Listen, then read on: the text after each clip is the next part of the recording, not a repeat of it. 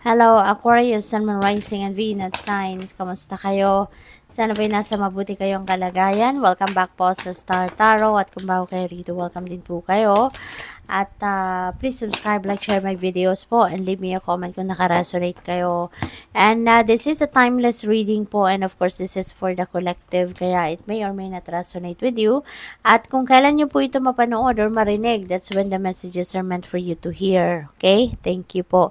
At tsaka ano to, no? 48 hours, no? Since mapanood mo ito or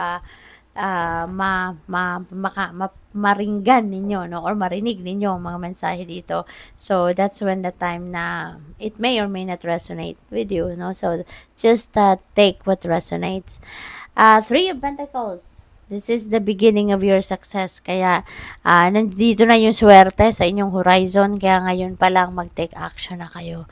You know, mag-take action ka na para tuluyan ka ng umakyat sa ladder of success.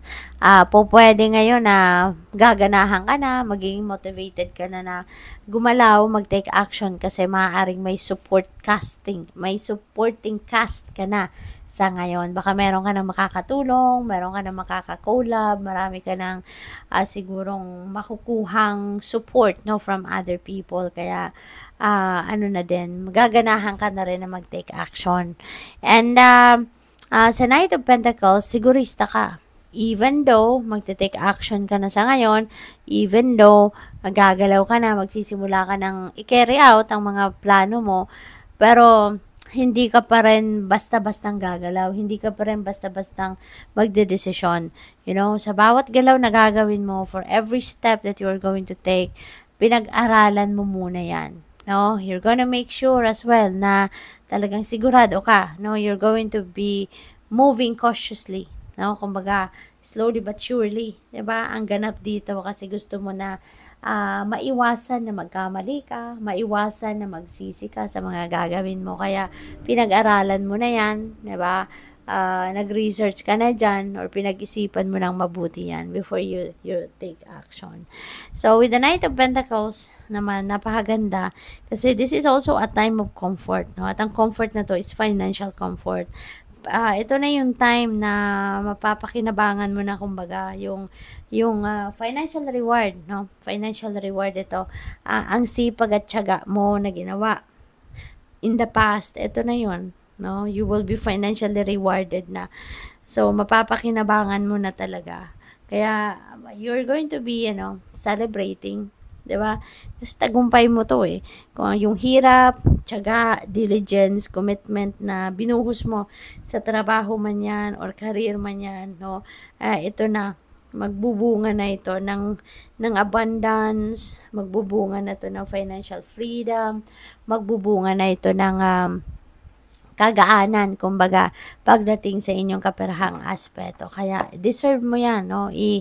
Pinaghirapan mo yan, pinagtiyagaan mo yan, deserve mong i-celebrate yan. So, have fun.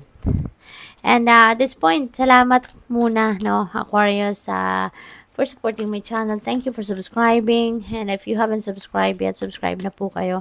And tap the notification bell po para updated kayo sa mga readings natin. Everyday po ako nag-upload, no? So, signs and reminders. Ayan. So, you're being sent signs, no, reminders, omens, mga ganon, ng universe. And that is guidance, no, para sa'yo. You're being guided. No, kung ano man ang gagawin mo, saan ka man patungo, ano man ang next na chapter sa buhay mo na gagawin mo, you're being divinely guided. Kaya pay attention kayo sa mga signs, symbols, synchronicities, reminders na pinapadala sa inyo ng Divine Universe kasi yan ang magli-lead sa'yo patungo doon sa path na dapat mong tahakin at this time, no? Ginagabayan ka, dadalhin ka ng mga signs na to, reminders na to, doon sa path kung saan doon ka nararapat, no? Sa ngayon. Compassion, no? So, you are naturally a very compassionate person then, kaya maaari na merong mga taong lalapit sa iyo sa ngayon, hihingi ng tulong, hihingi ng inyong opinion, hihingi ng inyong suggestion or tulong in any shape or form. And walang problema. Bukas kamay kang tumutulong. Bukas kamay kang nag-share ng blessing mo. Bukas kamay kang nag-share, no, ng kung ano ang meron ka. So, maaari din na ikaw yung takbuhan ng mga tao sa paligid mo. No? Maybe you are very reliable person, very generous na, 'di ba? At hindi mo rin sila hinihindian. Hindi mo rin sila mahindian. I mean, sa kung ano man ang tulong na kailangan nila. We have yes. Ayan, this could be a green light para sa iyo. Baka naghihingi kayo ng guidance, ng confirmation. Baka nagdadasal kayo, tama ba ang gagawin ko? Am I on the right path? I am making the right decision? Yung ganon, and this could be the answer para sa iyo. It could be a yes. Okay? It could be a yes. Or pwede rin na baka meron kayong mga transactions, pakikipag-usap na gagawin, and maybe you're going to say yes, or baka someone else, no, is going to say yes to you, kaya magiging masayang-masaya ka din, no? So, good luck sa'yo. So, tignan natin kung ano pa mga messages para sa'yo. And there is a join button, no, sa baba po ng video. Kung gusto nyo pong sumali, mag-member dito sa channel, yun lang po ang i-click ninyo, no, and you will see the perks. Thank you. So, tignan natin kung ano pang ganap. We have celebrate your wins. Ayan, Aquarius. Celebrate your wins. Kasi deserve ninyo yan. No? This is your win. Sa ngayon, ito yung panalo ninyo. Yung fruit of your labor. No? Yung bunga ng inyong pagsisikap, pagtsatsaga at hirap. No? Ito na. You deserve to celebrate that. You deserve that blessing. Kaya, celebrate ninyo. Magsaya ka. No? I-treat mo yung sarili mo kasi pinaghirapan mo naman yan. So, kahit papano, kuha ka ng konti, no? At i-treat mo ang sarili mo. Accept and receive. Ayan. So, meron tayong Three of Pentacles. So, feeling ko dito meron mga gustong tumulong sa'yo, meron gustong sumuporta sa'yo, and you're going to accept as well that help na ino-offer nila sa iyo, no? And you are also ready to receive kung ano mang klaseng support ang ibibigay ng mga tao sa iyo.